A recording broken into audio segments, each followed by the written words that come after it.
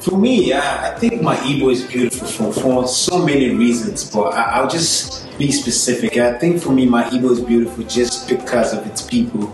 The people make the culture great. The people are just so energetic, so happy, so exuberant, so hardworking, so beautiful, so intelligent. The Igbo people are just leaving their marks in every field they touch in diaspora and back home and in everything that it's like a wildfire that's spreading on everyone. It's just family people. There's just nothing you can just say.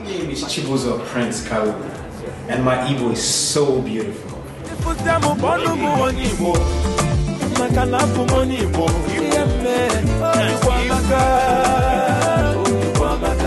If you see me, call me Sonny Bo.